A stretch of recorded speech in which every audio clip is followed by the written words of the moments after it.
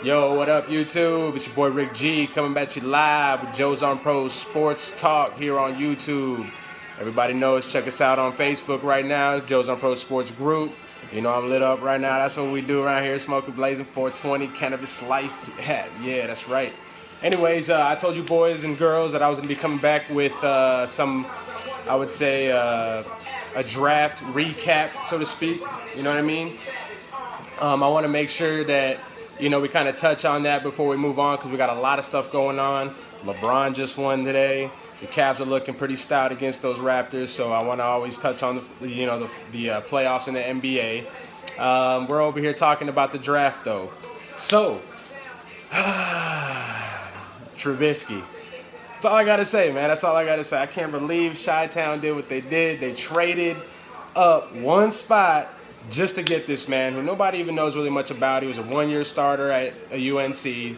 Had a pretty nice percentage, 68%, over 3,000 yards passing, almost 4,000 and stuff. So my man had 30 TDs, so my man had some stats, you know what I'm saying? And so we can't really knock him because he actually held his own. He performed under pressure. He led an offense. He managed it. So, he showed signs that he can do his thing in the NFL, but is he really proven? Has he really shown us enough? I don't know. That's yet to be seen. But hey, I'd probably say that was the biggest surprise of the draft for me. Jared Allen Myles Garrett, my fault. Myles Garrett going number one overall wasn't a surprise. He's a beast. I still think he has something to prove too. I don't think he's going to be the next Von Miller, but you know what I'm saying? Hey, he can be his own player. Let's just put it that way. Moving on from that, I was kind of surprised. Kaiser fell as far as 52 down to the Browns. Hey, man, I mean, he's a great quarterback. I think there was a limited number of quarterbacks, in my opinion. Like I said, Trubisky was a surprise to me. I thought Kaiser may have been better than him. Hey, that's my opinion, but, it is what it is. Also, how about Alvin Kamara going to Tennessee, or Tennessee running back, falling all the way to the third round of the Saints? They say he's Reggie Bush-like. Sean Payton's really high on him right now.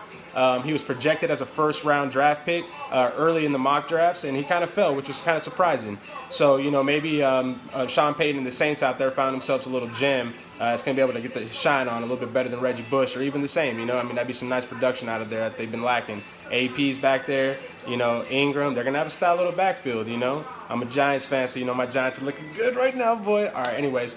So we're moving on. Jonathan Allen, Bama defensive end, going to the Redskins. That was a nice pickup, who fell down to 17. It wasn't like a dramatic fall, but a lot of people had him in the top 10, so that's a little bit of a surprise for some. Maybe not for me because of the injury risk, but at the same time, it's still a first-round pick. He's still a dominant player. That's a nice pickup. Carl Lawson, defensive end, going in the fourth round of the Bengals. Kind of a surprise because, he was real high on himself, feeling himself and shit like that. He was talking about how he was going to be a first rounder and this and that. I had myself maybe going about late second round, maybe early third, but I was thinking more along the lines of late second. I know a lot of people were agreeing with him that he might go early, maybe go even earlier than the fourth. So a little bit of surprise there. Nothing too, too worrisome or whatever you want to call it. Anyways. But I want to move on from that because that was really the only things that kind of surprised me. Some reaches here and there, but nothing to really be, too shocked about. I think a lot of teams improved overall. I think that a lot of teams were filling needs rather than trying to reach and hit that home run. Some teams did luck up and hit a home run. But at the same time, I think a lot of teams are going to improve next year based off this draft, and we're going to be moving forward with that.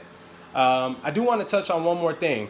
I want to talk about teams that have picked up controversial players through this draft. We had about 5 that I can think of off the top of my head. Joe Mixon, Garen Conley, D.D. Westbrook, Caleb Brandt. These guys have charges or accusations, ranging from rape to battery to domestic violence.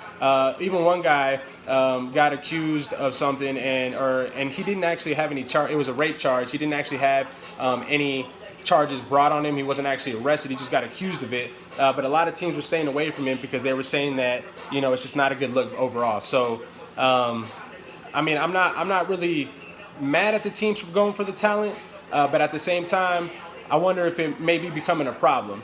I mean, there's a lot of guys in the NFL that have been accused of stuff. We can go down the list and name the names. We don't really need to at this point because they've already been shamed enough. And it's better just to keep them out your mouth because, hey, I'm not that type of dude. I don't put my hands on women. So, we got to move forward with that.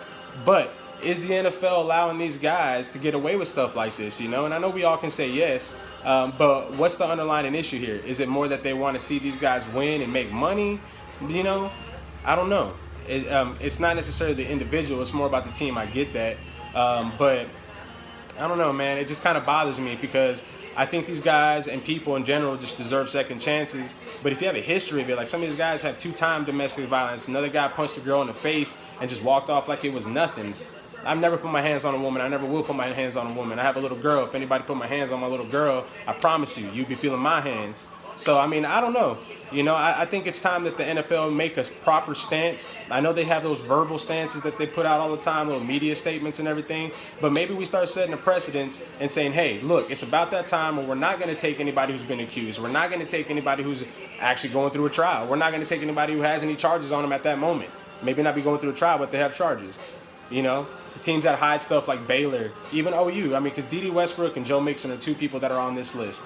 Those are both OU players.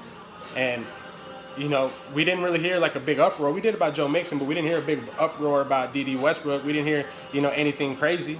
Nothing like Baylor scandals that are going on. That's just crazy. You don't even know, you know, if you don't know about it, hey, you live under a rock. But at the same time, you don't want to know about it because it's pretty brutal, man.